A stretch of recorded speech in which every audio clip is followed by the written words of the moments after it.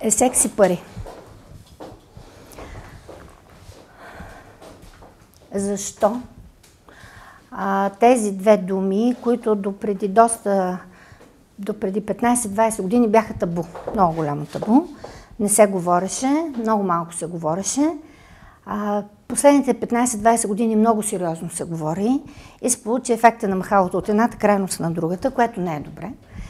И когато ние получим информация, ние самите за себе си ще се хармонизираме и балансираме и наистина ще осъзнаеме какво те имат, какво е тяхното място в нашия живот, какво е тяхното отношение към нашето здраве. Най-напред плана на лекцията за секса и за парите. За секса, защо на нас ни е нужно да правиме секс? Видове секс и кога го правим? На нас, на хората. Вижте, думата секс, написано на английски и на латински, значи пол. Нали така? Тоест, ние в определен етап, хората, в определен етап от нашия живот, имаме нужда от това действие, което в разговорния език и по-често мъжете казват секс на това действие. Искам да правя секс. А жените какво казват? Искам да правя любов. А всъщност действието е едно и също. Защо? Защо ни е нужно? Видове и кога. А за парите? Какво не знаем за парите? Ние си мислим хората, че знаем всичко за парите и че няма какво още да се научи за парите. Сега ще си отговорим на този въпрос. Какво не знаем за парите? Как идват при нас тази енергия, тези пари? Как идват? И как да ги задържим, когато дойдат? Как да работим с тях? Това е... Сега ще ви разкажа един случай. Той е действителен, вече звучи като виц, но преди години, когато беше по-трудно да се напускат границите, имаше по-специални визи, имаше по-сериозни проверки. Мои пациенти на София на летището ми разказват истински случаи. Там се попълваха едни бланки с данни за човека, който излиза. От едната страна на български, от другата страна на английски. И един мъж, попълвайки, обаче обърнал от към страната, където е на английски написано, попълвайки данните на секс, написал предимно с жени, понякога с мъже. Тоест той не си е превел, че е пол и трябва да напише мъж, а си е превел, нали, това.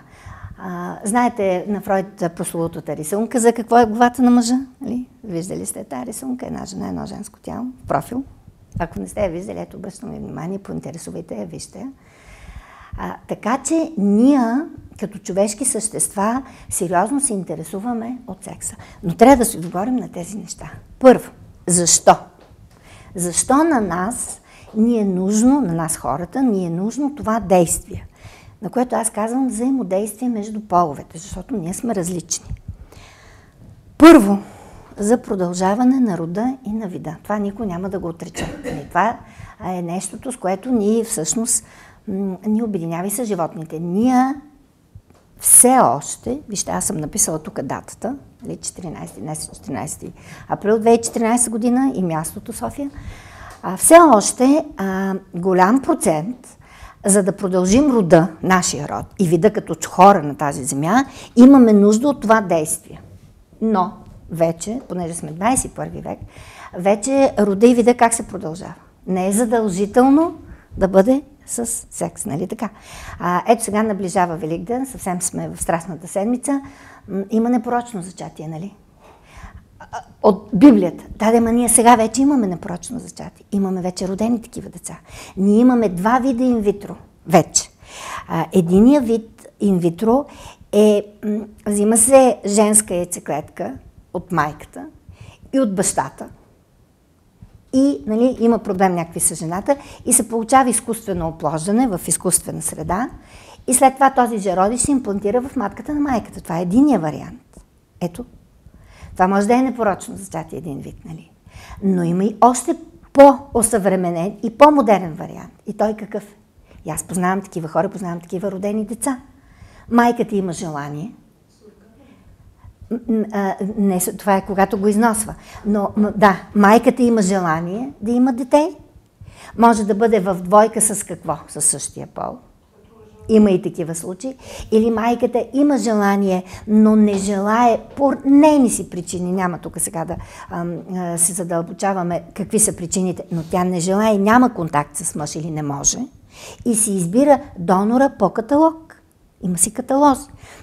Тя има желание, тя има параметри. Нали, избира си, тя не го познава, но има данните. Избира си, има банка, нали, от която се взима сперматозоид, прави се оплождането и може пак да го износи същата тази жена майка. Има случаи, когато имаме и сурогатни майки. Нали, това има. Тоест, виждате ли, ние вече сме, ето, много е важно времето, много е важно мястото, много е важно ние да бъдем в реалността. Тоест, сега такава е ситуацията, такива са условията, заповядайте. И при тези условия съвременните хора, вече виждате ли, не е задължително това да се случва. Вече. Това да е първата причина. А ние не знаем какво ще стане даже след 50 години. Но все още това е една от причините. Другата причина е много важна. Това е удоволствието. Аз винаги го казвам, тези от вас, които са слушали предишни мои лекции, ние, като човешки същества, на тази земя, ето тук ще начертая една права линия, тук ще напиша жизнен път и това е нашия жизнен път, т.е. вашия. И сега отварям една скоба и ви моля тези емоции, които ще се поредат в рамките на тези 2 часа, в които ще бъдем заедно, защото е много информацията и близо 2 часа ще бъдем заедно. Това, което ще чувате, вие много неща знаете. Малка част не знаете, но аз ще ви ги припомня тия неща, които знаете, или ще ви ги подреда по един, от моя гледна точка, един логичен и систематичен начин. Това ще породи във вас мисли и чувства. Тези неща ги обърнете към себе си. Не ги, всичко, което минава през ума, го насочете към себе си. Не ги насочвайте към, даже към децата ви, или към съпруга, или към близките ви хора. Просто сега се фокусирате върху себе си. И този жизнен път е вашия. Става въпрос за вас. И тук си сложете една точка, възрастта, на която сте вие в момента. Става въпрос за вашия жизнен път.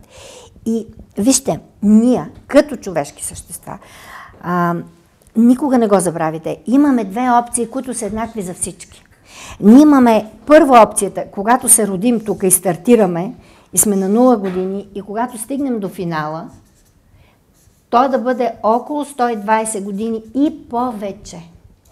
Тоест, ние имаме това физическо тяло, съвременните условия, по начина, по който живеем и се храним и така нататък. Ние имаме опциите, хигиената, която имаме, здравеопазване, имаме опцията да стигнем толкова години. Но другата по-важна опция, която много искам да не я забравяте, е през цялото това време да бъдем радостни, да се радваме на живота, да изпитваме удоволствие от живота, да не сме измъчени, да имаме свободата, да нямаме болка, т.е. да имаме здраве, да нямаме липса на пари, т.е. да нямаме безпаричие. Разбирате ли? Да имам достатъчно свободно време. Тоест, секса и взаимодействието между половете е един от източниците на нашата радост, на нашето удоволствие. С тия 2 неща, с тия 2 точки, много това нещо ни доближава и ни обединява с нашите събратя бозайниците. Нали? С животни имаме много общо с тях.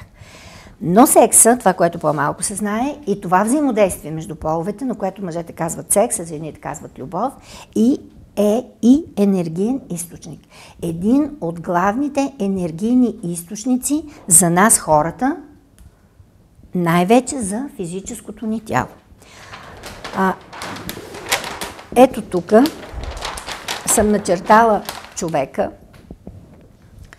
и човека, така както е начертан тук схематично, както го рисуват децата, това е костната система. Тоест, човек има една костна система, костна структура, към която са прикрепени мускулите, нали, за да може изобщо да се движиме. Благодарение на тях и са прикрепени и ни органи, отгоре е кожата и всъщност ние представляваме едно цяло от органи и това е нашето физическо тяло. Но ние като едно цяло представляваме и една енергийна единица, една енергийна система. И тази енергийна система стъпва върху една друга енергийна система и това е Земята. Над нас е небето, космоса. Тоест, и това е много други енергийни системи. Тоест, първичната субстанция в Вселената е енергия.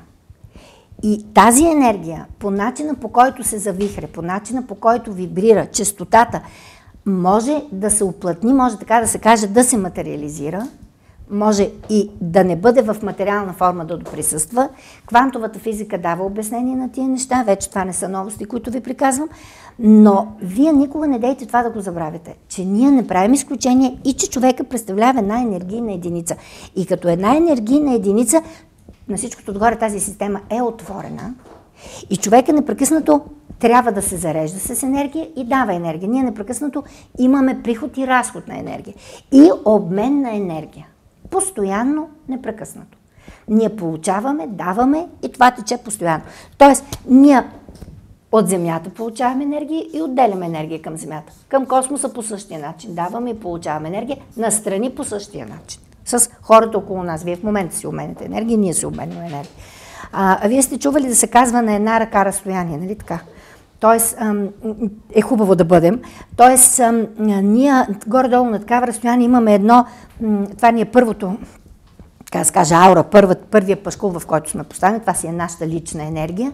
Тя ни е много силна и тя има много голямо значение за нас, хората. И вие не може да не сте забелязали, че има случаи, когато разговаряте с някои хора, инстинктивно да се отдръпвате и да искате да се отделите, нали, така да правите крачки назад. Тоест, тяхната аура с вашата аура по някакъв начин да си взаимодействат и вие да не се чувствате комфортно и това е абсолютно инстинктивно, или пък съвсем съзнателно да се доближавате до тях. Но това не го забравяйте. Така горе-долу това е нашето аурично яйце и ние си имаме един такъв енергиен пашкул. И непрекъснато става обмен на енергията. Много има литература на тази тема. Сега ще идва май месец, знаете ли кой? Много хора ще идват, все известни хора идват. Дипак Чопра. Нали? Чули сте за него, има вече информация. Ами от него, ако искате ходете да го видите, вие се решавате, но от него има много книги на българския пазар. Купете си я първата, ако не го познавате, ако не сте чели негови книги. Аз ви препоръчвам горещо първата книга, която изобщо излезе на българския пазар. Тя се казва "7 духовни закони на успеха". Така се казва тази книга. Тя е малка книжка, много често ще я срещнете с още една "7 духовни правила за родители". Те двете са обединени в едно. И така може да си го купите, то също е полезно. Това ви е достатъчно. Даже това ви е достатъчно. Но тази книга ви я препоръчвам горещо. Защото там ще разберете, че първият духовен закон за успеха, за кой успех? За това, за което ви казах. Да си живеем жизнения път, да си използваме опциите. За този успех става въпрос. Първият закон е, че всичко е енергия. Законът за чистата потенциалност. И когато го прочетете, когато го осмисляте, не трябва да го забравяте. Вторият закон е закона за причинно-следствената връзка. Нали, това е така, наистина е така.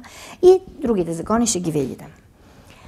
Закона за необвързаността и така нататък. Пак повтарям, ние, хората, сме ето така един енергиен модел на цялата Вселена и като таково имаме нужда от приход и разход. И основният ни енергиен източник за физическото ни тяло е кое? Храната. Храната е много важна за нас. Тя е основен енергиен източник. Съня. Ние като спим се зареждаме с енергия, не можем да не спим. Секса. Слънцето и въздуха ни зареждат с енергия, но слънцето не е в стаята, нали? Слънцето в планината или на морския бряг и този въздух, нали? Не градския, той ни носи енергия. И водата. За водата има вече доста литература, чели сте на професор Емото книгите, да, много добре знаете. Излезе една книга за водата и солта. Знаете, че човешкото тяло е голям процент вода. Ние имаме нужда да пиеме вода, но водата, тази вода, така както изглежда, на съвременните хора тя не ни носи енергия. Коя е енергийната вода? Живата вода, нали? Коя е водата? Изворната вода. Така казват, светената вода също. Значи, структурата на водата е важна, нали? Молекулите на водата и така нататък. Тоест, водата за нас е важна, но ще бъде енергиен източник в определен момент. И за това сега ще се фокусираме, нали, върху секса, кога той ще бъде енергиен източник за нас. Кога той ще ни зарежда с енергия, като слънцето и въздуха и водата И храната не винаги са ни енергиен източник. Тези от вас, които са слушали Хранене и здраве, вече имат представа за храната и знаят и разбират кога храната и коя храна е енергия. Сега ще се фокусираме върху секса. Вижте сега, ние като отворени същества, като отворени системи, като получаваме и даваме енергия, непрекъснато обменяме, ние си имаме и депа, нали, складове на енергия.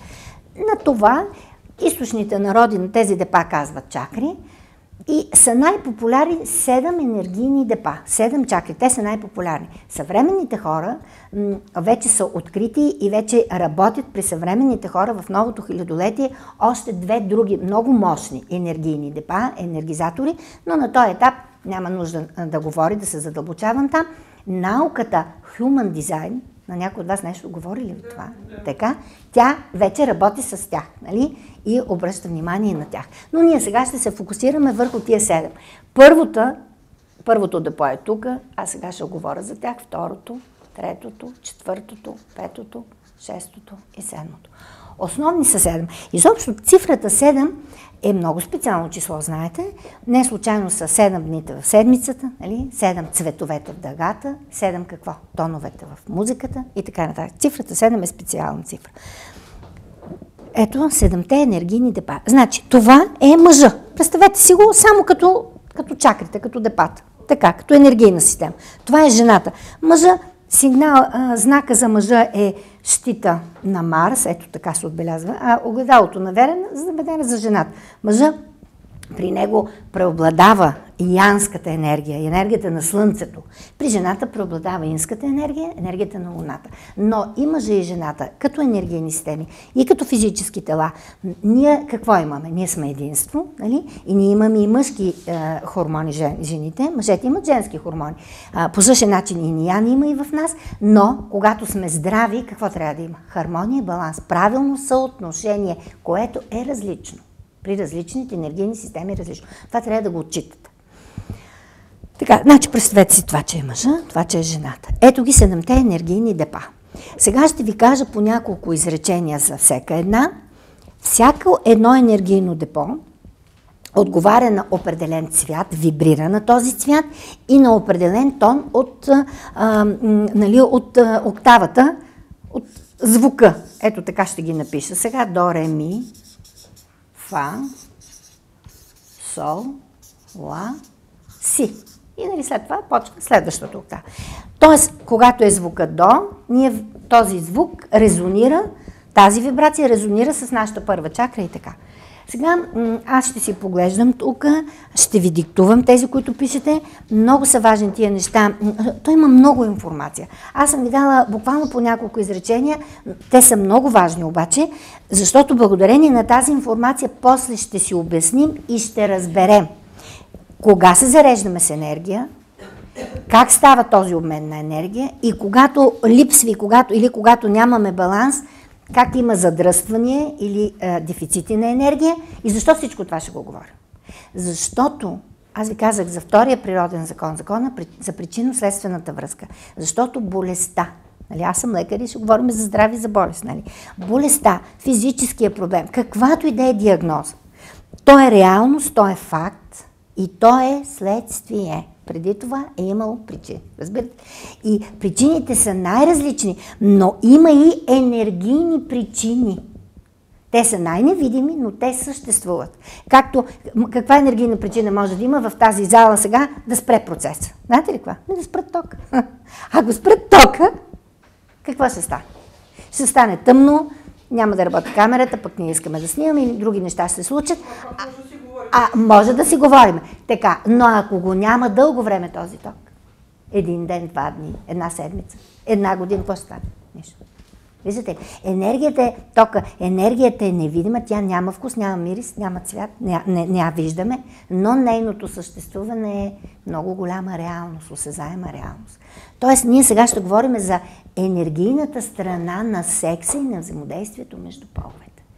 На което това взаимодействие, отново повтарям, жените казват любов, а мъжете казват секс. Защо? Сега ще разберете. Така, значи, почваме с тези енергийни депа. Първото енергийно депо, първата чакра се намира в основата на гръбначния стълб. Нали, виждате го гръбначния стълб, горе е закачен черепната кутия, Ето тук са закачени ръцете, нали, костите.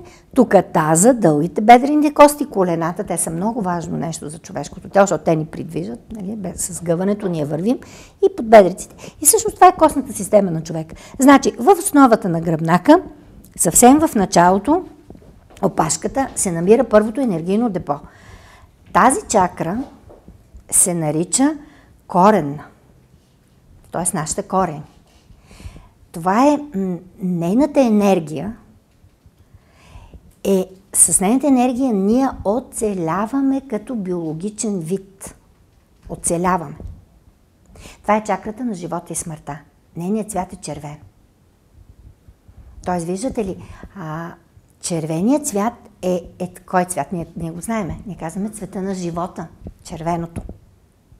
На страстта. Това са много мощни енергии. Не е случайно някои народи имат и обичаи такива. Новозеландците са известни с техния обичай на червените чорапи. Те имат такъв обичай и те, когато знаят, че трябва да ходят и им се случва нещо в живота, което е жизненно важно, ние самите го казваме: заземи се, стъпи здраво на земята, нали? Не дай там да се отнасяш, ами бъди в реалността, нали? Ние го казваме, а те си имат и такъв обичай, обуват червени чорапи. Сега, това нещо, преведено и приспособено към съвременните хора, нали? Т.е. когато ви предстои да ходите на някакъв изпит или на интервю за работа, или изобщо ви е нужно да се заземите и ви трябва тази енергия, нали? Материалната енергия, енергията на оцеляването, не може да бъдете винаги червени чорапи, ние жените червен чорапогашник, или на мъжете сега под костюма да се подават червени чорапи, нали? Не, така. Знаете ли какво? Послушайте ме, направете си, изрежете си червени стелки. Стелки от нещо червено, хубаво плътно си изрежете стелки и си ги слагате в обувките. Тоест, вие чрез краката, чрез нашето цяло тяло, ние ще поемеме тази енергия. Нали? Не дейте да мислите, че това са суеверия, че са някакви... Нали? Това е правилна работа наистина с енергиите и пък и суеверие да бъде, нали? Е добре. Нали? Добре е за нас да се подсилваме емоциите, но то не е чисто суеверие, има си обяснение. Втората чакра е малко по-нагоре. В нашето физическо тяло тя отговаря на нашата пикочополова система. Тоест, органите в човешкото тяло са органи от нашата пикочополова система. И тя, логично да се сетите как се казва, сексуалната чакра. Това е сексуалната чакра. Нейният цвят е оранжево, ние казваме портокал. И след като е сексуална, то е ясно за какво е. Значи, първата е за оцеляване, а тази е за продължаване на рода и вида с тази енергия. Реагира на този звук. Тоест, с тази енергия, след като е продължаване на рода и на вида, с тази енергия, с тази чакра са нашите семейни отношения, взаимоотношения с семейството, с рода, с фамилията, с тази енергия. И нещо, което е важно да го знаете, с енергията на тази чакра, тя е свързана с творчеството, но с творчеството с плътната материя. Тоест хора, които са каменоделци, дърводелци, гранчари, такачи, които работят с плътната материя, с тежката енергия, с бавните вибрации. Нали, има творчество, но това е бавни вибрации. Това е свързано с тази чакра. Тия неща за сега са важни. Само да ги знаете, по-нататък ще давам обяснение, ще виждате цялата логика. Питагор, сте го чували, знаете много добре, той е известен. Питагор е казал какво, че математиката е в основата на всичко. Всичко е математика. Действително е така. Всичко е математика. Тоест всичко е логика. Следващите, тия две чакри ни обединяват с животните. Оцеляване и продължаване на рода. До тук. Нали? Така. Следващата чакра е малко по-нагоре. И виждате ли, тук ето е третата, тя обхваща коремните ни органи на нас в физическото тяло, т.е. там е храносмилателната система. Ето тук. Нали? Червата ни, черен дроб, панкреас, цялата ни храносмилателна система до диафрагмата. Това е коремната кухина, нали? Имаме диафрагма, после имаме гръдна кухина. Нали? Две. Така. До диафрагмата тя обхваща нашата храносмилателна система. Нейният цвят е жълт. И тя се казва волева. Това е волевата чакра. С нейната енергия, с тази енергия, с волевата чакра, ние като човешки същества правим избор да управляваме себе си. Тя е с нея, с тази енергия, това е чувството на удовлетворение от това, което ние сме направили. От себе си. Значи с нейната енергия, волевата, нали, това е волята, ние управляваме себе си и с нейната енергия, с тази енергия ние имаме удовлетворение или неудовлетворение от себе си. И вижте сега каква логика има. Когато аз, сега, тук ще начертая, нали, не трябвате да забравяте, че това е физическото тяло. След това няма значение цветовете. Това е емоционалното ни тяло. Това, ето така, умственото ни тяло. Тоест, нашите чувства и нашите мисли, ние казваме душа. А това съм аз. Това е духа. Нали? Здрав дух в здраво тяло. Знаете какво е това девиза на Олимпийските игри. Тоест, винаги посоката е така. Това управлява това. И винаги ние сме с всичките си енергийни тела. През цялия живот. Ние не сме разделени, разфасовани, няма такова нещо. И винаги какво става? Това е матрицата, а това е отливката. И когато имаме проблеми с тука, физическото тяло, ние имаме и нататъка проблеми. Някаква дисхармония, дисбаланс. Ние не сме хармонизирани, ние не сме едно цяло, дух, душа и тяло. Духа аз, моите мисли, моите чувства и моите действия, които са следствие от това, което аз искам. Нали разбира? И когато аз, моето същество, не съм удовлетворен, ето, моите мисли, моите чувства, не са удовлетворени от това, което ми се е случило, нали, волята ми нещо ме е изневерила, нали, това, аз ви издиктувах важните изречения за третата чакра. Как се успокояваме? Като ядем. Храносмилателна система. Виждате ли? А когато, вярно е, а когато аз съм щастлив, когато аз съм удовлетворен, когато съм изкарала 6 на изпита, примерно днес, или съм си взяла шофьорска книжка, няма значение какво се е случило, аз как се награждавам? Пак като ядем. Виждате ли? Ние се радваме и сме тъжни и за да сме доволни или недоволни от себе си, ние работим с енергията на, виждате ли, воля и храносмилателна система как се свързва. Ние слагаме трапези на сватби, на тържества и на погребения също. Ние ядем. Виждате ли? Тоест, има една скрита хармония, един ред, една логика в Вселената. Цялата Вселена, на Земята и в нашия организъм, във вашето тяло. Когато се нареши това нещо, има дисхармония, оттам идват болести и проблеми. Ние сега ще говорим чисто енергийно. Тоест, волевата чакра е третата чакра, нали? Чрез нея ние изразяваме какво? Волята да управляваме себе си и да сме удовлетворени от себе си. Виждате ли? Храносмилателна система. Четвъртата чакра, забележете тук каква особеност има. Вижте 3 и 3. Виждате ли? 3 нагоре, 3 надолу.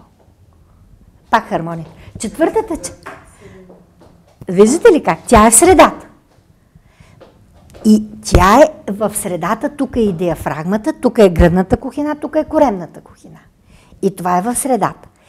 Това е сърдечната чакра, четвъртата чакра. Като се каже сърце, и като видите сърце, веднага каква е аналогията? Любов, нали така? Това е чакрата на любовта. Тя работи с енергията на любовта, на милосърдието. Любовта е свързана с милосърдие. На прошката, това също е свързано. Виждате ли? Нейният цвят е зелен. Тя се казва сърдечна чакра. Ето, тя обхваща сърце бял дроб от нашите органи. Ето тук. Сърце бял дроб. Сърце бял дроб е един орган. В медицината, в операционните, нали, машината, когато се правят операции, е сърце бял дроб. Те са свързани, тия два органа, те са неразделни. Те имат общо кръвообращение, малки кръв, много кръвообращението е сърце бял дроб. Така че това е един орган, това е много особен орган. Когато правя тази лекция Хранене и здраве, вие от вас, когато сте слушали, там говорихме за пътя на храната, нали, знаете какво се случва и какво, защо трябва да мине кръвта и през бялия дроб и така. Артериалната кръв какво носи? Хранителни вещества и кислород, т.е. живот. През сърцето тук. Сърдечната чакра, вижте сега, значи тя е на чувствата, на емоциите. Нали? Това е сърдечната чакра. И тук на това ниво какво са закачени? Ръцете. И вижте, когато аз, ето духа, съществото ми, аз, емоциите и мислите какви са? На любов към нея или към дете, или без значение към кой. На обид, положителни емоции.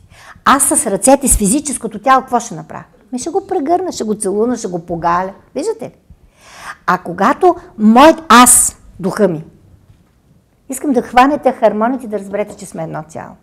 Когато аз имам мисли и чувства на какво? На омраза, на ненавист, на гняв. Нещо ме е ядосно. Какво правя с ръцете, с физическото тяло? Ще го ударя, ще го блъсна, ще се пазя. Виждате? Виждате ли как ние, езика на тялото, изобщо ние наистина сме едно цяло. И когато настъпват проблеми и такива лекари като мен, които се занимават с холистична медицина, която значи цялостна медицина, ние знаеме тази логика и я следваме. И пак ви казвам това, с което започнах лекцията. Голямата цел е да превентираме, да профилактираме, а не да лекуваме. Отново ще да го кажа и винаги ще го повтарям. Най-ефтино човек да бъде здрав. Това е и ние имаме това право. Разбирате ли? Това е много истина, много вярно, но ние го забравяме или ни пречат. Различни фактори ни пречат ние да се отклоняваме. Ето ви сърдечната чакра. И сега, това е сърдечната чакра, това е на емоцията. Нали? А това е третата чакра на волята, т.е. мислите, разума. Къде е душата на човека? Когато аз казвам, и няма значение и вие, когато казваме душата ме боли, нали? И поетите го казват това. Къде се хващаме с ръцете? Къде се пипаме? Ние не се пипаме за главата. Ние не казваме душата ме боли. Никой не си хваща главата. Ние слагаме така. Ето тук. Изказваме душата ме боли. Душата ме боли. Къде е душата? Виждате ли? Древните, ето сърдечната и волевата чакра. Трета и четвърта. Тук. Древните в Египет, когато са развивали техниката за балсамиране и за съхраняване, те имат мумиите, те са развили специална методика да извадят, да балсамират, да съхранят червата и са ги връщали мумията. А мозъка са го изхвърляли. Изобщо не са се занимавали с мозък. Когато ние не са развили такава техника, когато ние искаме, съвременните хора и в миналия век сме искали и пазим от човека нещо, какво пазим? Сърцето в стъкленица. Нали? На много велики хора има запазени сърца. Виждате? Ето къде, вижте как. Свързана. Така, малко по-нагоре, ето е сърдечната и тук. Значи след брушката. От тук, ето малко по-нагоре. Следващата, гърлената чакра, тя така се и казва, тя е свързана с гърлото. Нейният цвят е синьо.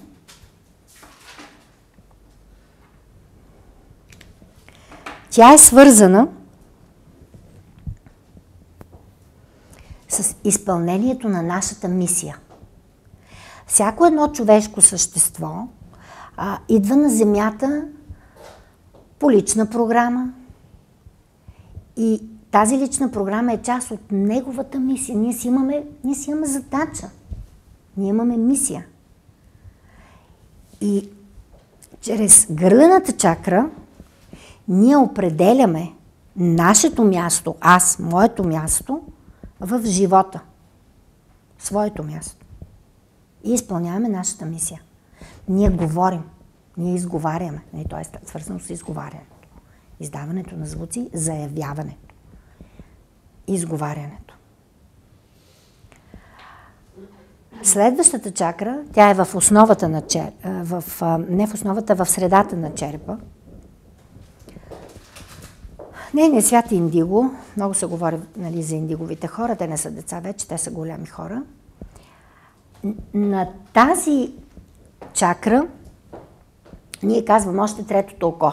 Средата на черепа се намира там, където се намира като орган в човешкото тяло хипофиза, хипоталамус, точно така. Това е центъра с тази енергия, епифиза, хипофиза, хипоталамус. Тази енергия ние работим със себе си. И вижте сега, черепа и на повърхността на черепа отпред са излязли какво? Очите. Имаме две дупки, така, тук са очите.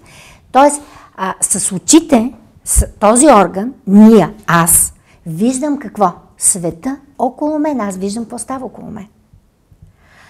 А с третото око, вътрешното око, тази част от човешкото тяло, ние какво виждаме? Света вътре в мен. Това е третото око. Тоест, ние трябва да виждаме света около нас, но трябва да виждаме и света около нас. Нейният цвят е индиго. Затова те са вече голями, 40-50 годишни, когато дойдоха първите хора, нали, с тази силна вибрация. На кой звук отговарят? На ла. Ла това се казва, това го знаят всички музиканти, че всички оркестри по света си приличат, защото първият тон е ла. И като го чуете това и сега, ако отидете на концерт, заслушайте се да видите. Нали, когато хората се настаняват, когато оркестъра се настранява, настройват си инструментите и в един момент, преди да се появи и диригента, първата цигулка, нали, някой дава тона ла, почва да звучи ла. Тази вибрация вибрира с третото око. Виждате ли? Получава се, което значи спри да гледаш света около теб. Съсредоточи се, обърни се към себе си, фокусирай се, това значи концентрация, нали? Събиране, спиране, разсейване, защото почваме да свириме, почва концерта. Виждате ли? Това е това. Събирането. Индиговите деца, цялата тази вълна, която се появи и която позволи какво да стане? Изтока и запада да се обединят, нали? Виждате, вече източните техники не са нещо ново за нас. И тук в тази зала има йога. Ето ги там, нали, по стелките. Така че ние вече съвременните хора работиме с тия техники, които са били повече популярни за тях. Тоест, ние осъзнаваме, че имаме нужда от това. Те пък се работят с нашите. Китайците и индийците нали, станаха бизнесмени. Тоест, света се обединява, трябва да се хармонизира, не трябва да има това рязко разделение. И всъщност тези техники, всичко това, нали, работи към какво? Към общото хармонизиране, не само на човека, нали, но и на Вселената, на планетата и така нататък. Това е шестата чакра. Много важна чакра за човека. Тя вече работи в много съвременните хора, вече с много голями вибрации, много така изявена. И вече медитация не е каква? Странна дума. Нали? Медитация значи връзка с аз. Това значи медитация. Да можем ние с физическото тяло, с мислите и с чувствата си да се изолираме от околния свят и да се съсредоточим и да работим със себе си, да обърнем внимание на това медитация, да се събере. Ние го изговаряме това. И следващата чакра, малко по-нагоре, тя е на върха, на черепа, тя се казва коронна. Виждате ли, това е коренна, това е коронна. Нейният цвят е виолет и ето наредихме цялата дъга и октавата направихме и дъгата направихме. Цялата дъга. Виолетовия цвят с енергията на коронната чакра ние получаваме енергия от космоса и изпращаме енергия към космоса и се свързваме. И това представлява, ето мъжа, това представлява жената. Ние като енергийни системи имаме различия в полюсите, в въртенето на енергията. Нали? Чакра е чакрък, вихър. На ниво втора чакра мъжа има положителен заряд, а при жената е отрицателен заряд. На ниво четвърта чакра при жената е положителен заряд, при мъжа е отрицателен заряд. И когато ние правим това действие, на което казваме секс, а именно взаимодействие между половете, когато двете енергийни системи, мъжа и жената, изпълняват това действие, през втората чакра, която е сексуалната, мъжа дава енергия на жената. Така тече енергията. От мъжа към жената през втора чакра. Жената получава енергия. Жената, като я получи тази енергия, която идва, я трансформира нагоре по нейния гръбнак, зарежда трета чакра, а в същия момент през четвърта чакра тече енергия от жената към мъжа. Процесът винаги е двупосочен. Ние говорим в идеалния вариант. Жената дава енергия на мъжа, а мъжа получава. Затова жената иска да прави любов, защото ето вие сърдечната чакра. Виждате? През чакрата, през която ние даваме енергия, сексуалната чакра мъжа казва, той дава енергия, той казва секс, нали? Жената дава енергия през четвърта чакра и затова казва любов, защото това е чакрата на любовта. Тоест жената дава енергия, мъжа получава. Като я получи енергията, тя пък стече надолу, пак зарежда трета чакра и стига до втора. И се оформя едно поле, енергийно поле, един кръг и се върти енергията. Тоест, виждате ли как ние се зареждаме с енергия по време на секс? Значи, нали, имаше причини за продължаване на рода, на вида, за удоволствие и за енергиен източник. Значи, ето го енергийния източник. Ние така получаваме енергия и даваме енергия и се зареждаме. Това е в идеалния вариант. Това е по принцип. Сега, аз тук ви начертах жизнения път. И ако сложа 3/3, така, примерно, по жизнения път, това е ранното детство, юношеството, младата възраст. Някъде тук ще сложа 30-35 години. И тук ще сложим 70-75. Знаете ли, замисляли ли сте се, че ето тази втората третина тук е възрастта, когато най-много има физически проблеми. Т.е. болести, диагнози, изобщо тук, нали така? Ето тук някъде се започва, така, в тази част. Принципно говорим. Винаги има плюс-минус няколко години, ние говорим принцип. Тук някъде всичко е окей, тук има много проблеми и ако, това е и моят опит и моите наблюдения, и ако хората минат ето тук 65-70 години без сериозни проблеми, без да са им сложили пейсмейкър или да са им отрязали нещо, или без изобщо да имат диагнози и да пият един куп лекарства и да си отглеждат болести, тук, ако това се случи, вероятността нататъка да се стигне до максимума и да няма проблеми е много голям. Разбирате? Тук са най-голямите проблеми. Ние сега, аз ще започна да ви обяснявам различни ситуации и да виждате по втория духовен закон за причинно-следствената връзка енергийния модел. Най-първо причината, една от причините за болестите. Защо се появяват проблеми и болести? Вижте сега. В различни, по време на нашия жизнен път, в различни отношения и житейски ситуации, ето тук съм ви начертала човек. Но всеки един човек, всеки един от нас е в взаимоотношение с какво? С семейството и с фамилията. Първичното семейство, нали, в началото на жизнения път, детството, после със своето семейство, родата, работната среда, тук ни влияе. Националният фактор ни влияе, града, населеното място, квартала, където живеете, съседите и те ни влияят. И ние непрекъснато сме в различни взаимоотношения с тия хора. Те ни влияят. Ние сме различни. Астрологично сме, зодия ако вземете, ето Human Design ако вземете. Ние имаме различни изградени ценностни системи. Най-различни са хората. И какво се случва? В един момент ние, като човешко същество, започваме да правим секс. Да имаме взаимодействие с другия пол. Но нещата се случват, живота върви. Знаете ли къде най-напред започват блокажите? При жената в четвъртата чакра, в любовта. Жената е различна от всякъде. Нали? Имаме особености. Жената е по-чувствителна. Жената е по-емоционална. Нещо ще е случило в жизнения път, нали? Нещо е станало и тя е къде? Тук и се е затворила нейната чакра на любовта. Към мъжа. Тя не го обича така. Аз ви дам сега различни варианти, за да ме разберете болести. Тя не го обича така, както го е обичала. Тя си мисли, че го обича, ама едно е със мисъл, друго е наистина да е така. По някакъв начин е засегната или обидена. И тук е затворена чакра. И когато правят секс, когато тече енергията, тя е блокирана. Тя е затворена. Тя не дава, това е един вариант. Тя не дава енергия. Не тече енергия, тя не дава любов. А получава енергия. И тук влиза енергия, но тук не излиза. И така е ден след ден. Нали? Това нещо може да върви. Ако това продължава, надолу е бавните вибрации, плътната енергия, нагоре са финните вибрации, финната енергия. Има разлики. Тази енергия е по-плътна. Тя влиза, говорим за енергия. Влиза, тук се пълни, но тук не излиза.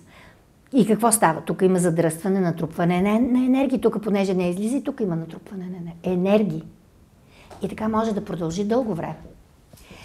Като започнат болестите в тези възрасти, жените от какви проблеми страдат? Ето ви пикочополова система. Виждате ли как започват матки, миоми, всякакви проблеми, яйчници и така. Всякакви проблеми тук. Тук също какви са проблемите при жените? Гърдата, виждате ли? Гърдата. Почват всякакви образования в гърдата на жената, включително, нали, може да стигнем до сериозни заболявания. Тоест, това не е на 100% така. Не е задължително това да бъде причината на разболяването. Има най-различни фактори, но не го забравяйте и това. Не забравяйте енергийния модел на причината на болестта. Енергийната матрица. Това също има значение. Много литература има на тази тема. Има една книга "Анатомия на духа". Каролайн Мис, мисля, че беше авторката, не съм напълно убедена. Има и други такива книги. Има друг вариант. Примерно, по стечение на обстоятелствата, характера на жената, по ред причини, тя може толкова тук да е обидена и да е затворена. И вече нейният характер, че тя да каже на мъжа си: "Не искам да правя повече секс с теб." Нали, в годините. Не може да не познавате такива хора или, ето, аз ви обръщам внимание, използват повода, че трябва да се прави ремонт след 10 години, примерно, и казват: "Тази спалня тук ни е тясно, няма да е спалня вече, ще са ъглови легла." Или в смисъл, или причина заради децата, или винаги спи, се уморен, той хърка, винаги нещо ще се намери, вече ще спят къде? Другата стая. Това са първите разделяния. Хората са го казали. Това е от опита на народа. Мъжа и жената, за да са семейство, трябва да спят на едно легло, под един юрган. Под един юрган. Тоест, те създават, ние сега ще говорим за егрегора. Ние говорим, изцяло сега сме фокусирани върху енергийната страна, нематериалната страна. И ако жената толкова е, нали, вече тук е засегната, тя казва: "Аз не искам да правя повече секс с теб." Изобщо от другата стая и край. Ето. И тук се спира. Какво става с тази енергия? Мъжа има нужда тази енергия някъде да отиде. И какво става? Може да си намери? Ясно. Жената, ако получава енергия, и даже ако не правят секс, тя има нужда да дава енергия. Жената също си намира. Разбирате ли? Това са едни неизяснени, неосъзнати причини, дълбоки, енергийни. Защото ние имаме нужда да даваме, ние непрекъснато обменяме енергия. Трябва да обменяме енергия. Ако жената, мъжа е така възпитан и такава е ситуацията и той не си намира любовница, тук има енергия. Тук няма енергия, тук има енергия. Той, за да има излъз тази енергия, аз какво ви казах? Втората чакра е свързана с творчеството, с ръцете и с плътната материя. Започват да развиват хоби и почват да дялкат. Или нещо, нали, да майсторат. Даже и под колите работят, непрекъснато стоят. Нещо правят. Непрекъснато майсторят. Това е поток на енергия. Тази енергия трябва някъде да изтича. Разбирате ли? Това са най-различни ситуации. Но в двата случая страда третата чакра. Няма движение на енергия. Ако жената продължава да прави секс с него, по нейното възпитание, по нейните модели, или майка и така е учи, или приятелката, а не дава тук енергия, мъжа ще дава енергия. Тя няма да дава енергия. Ами тук излиза, тук не влиза. Тази енергия се свлича, тук се изпразва енергийно. Мъжете какво правят? Сърце, бял дроб, един орган. Виждате ли? Почват да кажат, имат проблеми. Ние обвиняваме цигарите. Мъжете правят инфаркти. Жените повече правят бучки на гърдите, мъжете правят повече инфаркти. Има особености и в болестите, като процент. Просто защото ние сме различни. В двата случая обаче страдат третата чакра. Какво е третата чакра? Цялата храносмилателна система. В тази втора третина от живота на човека, кои са най-популярните болести? Да. ми стомах, ми язви, ми гастрити, ми колити, панкреатити, черен дроб, какво ли още не. А то има и енергиен модел на болестите. Волевата чакра. И в двата случая, когато тук няма енергия, това е волевата чакра, ние се загубваме като волеви същества. И в един момент може да започнем да се усещаме, каква бях волева като млада, имах сили, имах воля. Сега за Великден да изчиста, да свети къщата, нали? А сега вече нещо нямам тази воля. Гледам там паяжината, мръсните пердета, ама нямам волята. Виждате? Това са едни от причините. Тези същества, понеже днес, сега ви казах, че идвам от Кърджали и минах тук по околовръстния, нали се сещате кой стои на околовръстния? Тези същества, които стоят на околовръстния, те тук дават ли енергия? То е ясно, че няма тук. Те са затворени. А тук получават ли енергия? Получават. Плътна енергия, с тежки вибрации. Тук те са задръстени. И тук, понеже няма, и това в годините, наистина на ниво трета чакра настъпва пълен енергиен хаос. Тоест, те стават безволеви. Те нямат никаква воля. Аз съм ги виждала и в студа, и на жегата, с чадъри от дъжд и с чадъри от слънце. Те нямат воля. Те си седат там. То поставят. Те загубват се да загубват. Ето, волята. Тоест, много има литература на тази тема. Не бива да ги абсолютизираме нещата, но не го забравяйте и това. Не го забравяйте и този модел. И понеже, пак ви съобщавам, ние имаме опция да сме над 100, 120, над 120 години и да сме радостни и щастливи от живота. Ние имаме тази опция. Ние си имаме вътрешен лекар, който ни пази, който се мъчи това нещо да се случи. А пък ние се мъчим и му пречим. Нали? Ние много от незнание пречим. Ние имаме един модел на шънт. Чували сте тази дума шънт, нали?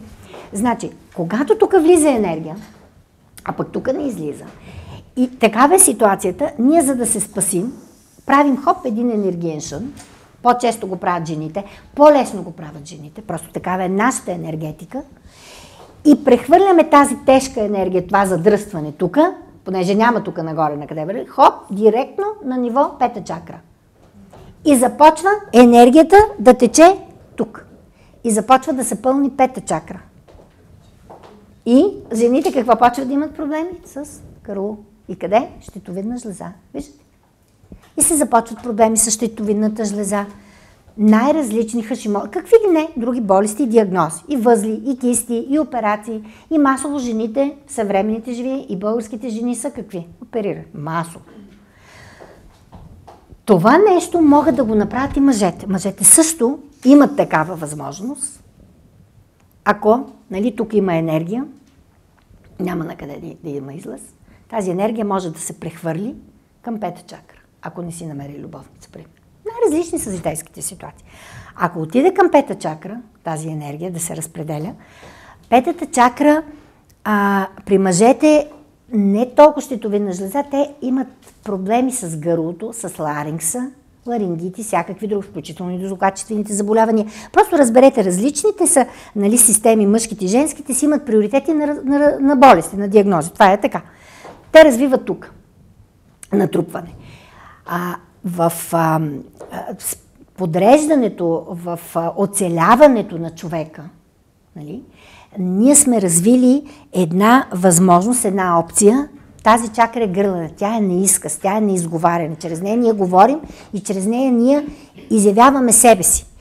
И забележете, в един момент, в млада възраст, може и жената и мъжът да са били по-мълчаливи, кротки, хрисими, не приказват много. В един момент една жена може да започне какво? Много да говори, много да се кара, много да вика. По кой? Най-напред по децата, после по мъжа, нали, после може и по съседите. И мъжа и може и там и други хора да кажат, не беше така, каква беше кротка, тиха, хрисима, сега каква стана гневна и, нали, и се караш и приказваш и говориш и така.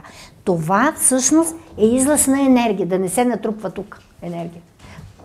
Мъжете по същия начин. Те също почват да викат, да се карат. Жените кълнат, мъжете псуват. Нали? То е едно и също. Изразяване на емоция и излъз на енергия.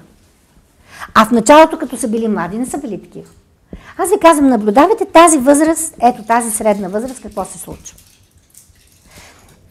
За оцеляването, особено в българската, и не само в българската народопсихология. По принцип човечеството се е спасило от това нещо. Знаете ли как? Чрез пеенето.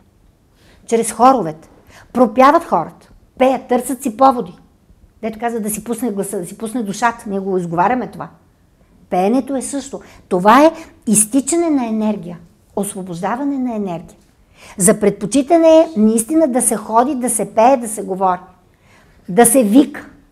Нали? В правилна насока. Да.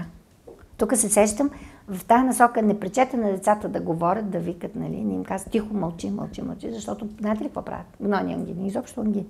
Тук, ако се блокират. Учителите ги блокират, родителите ги блокират, децата правят ангини, нещо се сетих. Да знаете, че това е също една причина. Така, значи, това са различни варианти на болести. Сега, колко вида секс има? И съответно, т.е. колко вида взаимодействие между половете има. И съответно, вие сте чували за импотентност, нали? Или фригидност, то е едно и също, нали, при мъжете и при жените. И има колко вида? 2 вида има, сега ще ги изясним. Значи, първия вид, ето това е, когато има взаимодействие само на ниво физическо тяло. Ето това е, когато се ходи при проститутка или има изнасилване. Когато участва чисто само физическото тяло. Физическо тяло с физическо тяло. Може да се зачене дете. Нали, за да се зачене дете по принцип, нали, в класическия вариант, стандартния, трябва да е нужно това енергийно поле, за да се получи това зачеване, да тече енергията. Тук по изключение може да се зачене дете, зачеват се деца, но обикновено, понеже това е много тежка енергия, много плътна енергия, много често ще има на физическо ниво някакви малформации, някакви увреждания. Не винаги, не на 100%, не когато, аз говоря по принцип, не когато има такова дете, само единствено това да се мисли. Той има кармични причини, има най-различни причини, но не трябва да го изпускате и тази причина, когато има така. Когато има взаимодействие между половете физическо, т.е. първа, втора чакра, но са включени трета и четвърта, нали, през любовта, този вариант, за който го обясняхме, класическия, т.е. физическо тяло и душа, физическо тяло и душа, на това ние казваме земната любов. Земния секс. Това е стандартното, класическото. Думата за удоволствие в нашия език е оргазъм. Думата за удоволствие.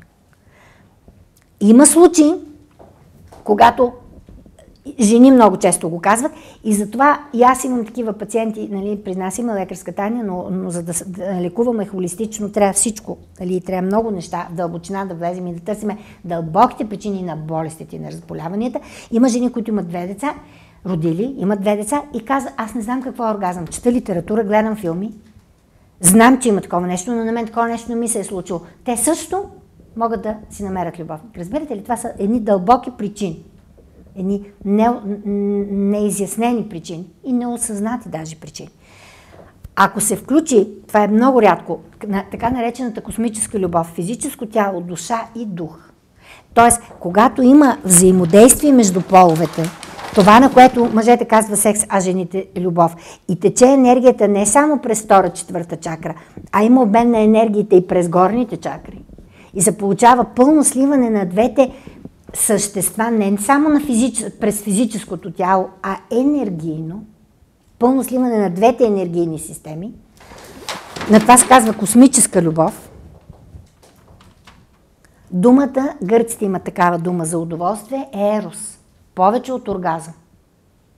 Това е един от мощните енергийни източници на човека. И това са го знаели всички хора от древността. И какво са правили? Какво имат, особено на изток? Имат гейши. Това е цяло изкуство. Обучаване. Имат какво? Имат книги. Кама Сутра какво е? В древността са знаели и изобщо като енергиен източник и за физическото тяло. Гладиаторите, войниците, военните, винаги с тях какво е вървял? Освен обоза, какво е вървял? И жените? Има едни книги, и в духовните практики, тези от вас, които са чели Ошо, тантра техниките, Тия неща не са, където иде по света, те не са измислени случайно. Те са свързани с този мощен и нужен енергиен източник. Има едни книги, ще ви ги спомена, защото и ще се запишат. Беа Нади е авторката. Тя германка, но живее в България и това е псевдонима. Те са написани на български език, не на нейния матерен език, а на български. Има 3 книги. Ако ги прочетете, ще ме разберете. Но това е езотерична фантастика. И трябва да сте подготвени за такъв вид литература. Може би първата книга, аз сега ще ви ги кажа 3 книги, първата книга, като почнете да четете, първите 100 страници нищо да не разбирате. Просто да ви бъде малко трудно, но просто ако сте упорити, имате волята и продължавате да четете, и като стигнете и на края на 3-та, много неща ще са ви ясни. Ще ви ги кажа, вие си преценете. Първата книга се казва Приказки за боговете. Тоест, за човешките същества, когато само духа, нали, тази част от нас, която, нали, всъщност ние всички сме богове, защото имаме такава енергия, всеки един от нас носи тази енергия. Приказки за боговете. Втората книга се казва От светлина родени. От светлина. Защото като се каже, нали, Бог, т.е. тази енергия с най-високите вибрации, най-високата честота, дали ще бъде Бог, или как, няма значение как ще го наричаме, това е светлина, това е много мощна енергия. Така се казва книгата, От светлина родени. Третата е предупреждението. В третата книга тя повече е така свързана с реалния живот, с физическия ни живот. В нея ще разберете, когато има нужда от много енергия, човека, как има нужда точно и от секс, за да получи повече енергия, за да бъде бързо и пълно презареждане на батерии. Ще видите там. Ще видите там. Тоест, аз започнах лекцията, нали ви казах, беше табу, после имаше... Тоест, има много липса на информация, липса на знания, осъждане, мислене, че това е срамно, просто защото ние наистина не знаем. Наистина не знаем. А пък целта на лекцията е да ви обърна внимание на тези теми и да четете повече литература.